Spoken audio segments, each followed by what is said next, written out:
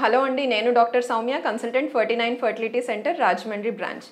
ఈరోజు stretch marks గురించి తెలుసుకుందామండి. ఎవరిలోనో స్ట్రెచ్ మార్క్స్ రావడానికి ఛాన్సెస్ ఉంటాయి అంటే first thing pregnancy, second thing excessive weight loss. తక్కువ డ్యూరేషన్లో ఎక్కువగా వెయిట్ లాస్ అయినా వెయిట్ గెయిన్ అయినా వీళ్ళల్లో స్ట్రెచ్ మార్క్స్ రావడానికి ఎక్కువగా స్కోప్ ఉంటుంది.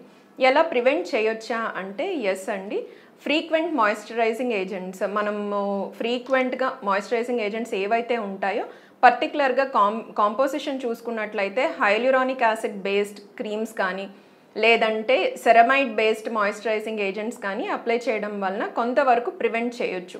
అసలు ఎందువలన ఇలాగ స్ట్రెచ్ మార్క్స్ వస్తాయి అంటే కొలాజన్ బ్రేక్ డౌన్ వలన అండి. స్కిన్లో ఉండే కొలాజన్ ఏదైతే ఉంటుందో అది డ్యామేజ్ అవ్వడం వలన స్ట్రెచ్ మార్క్స్ అనేవి ఫామ్ అవుతాయి. ట్రీట్మెంట్ ఏమైనా ఉందా అంటే ఎస్ అండి, ట్రీట్మెంట్ ఉంది. బట్ పర్మనెంట్గా ఇది వరకు ఉన్న స్కిన్ టెక్స్చర్ అన్నది రాదు.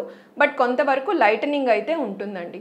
ఏంటేంటి అంటే ట్రీట్మెంట్ ఆప్షన్స్ మనకి కొన్ని క్రీమ్స్ ఉంటాయండి, రెటినాల్ బేస్డ్ క్రీమ్స్. కానీ ఈ రెటినాల్ బేస్డ్ క్రీమ్స్ అనేవి ప్రెగ్నెన్సీలో కానీ లాక్టేషన్లో కానీ, అంటే ఎవరైతే బ్రెస్ట్ ఫీడింగ్ ఇస్తున్నారో వాళ్ళు లేదంటే ప్రెగ్నెన్సీలో ఉన్న వాళ్ళు యూస్ చేయకూడదండి. ఇంకా మనకి వేరే లేజర్ ట్రీట్మెంట్స్ కూడా అవైలబిలిటీలో ఉన్నాయండి. అండ్ MNRF అని ఉంటుంది, micro needling radio frequency procedures. ఇటువంటి ప్రొసీజర్స్ వలన కూడాను స్ట్రెచ్ మార్క్స్ అనేవి కొంతవరకు ట్రీట్ చేసుకోగలం. Thank you.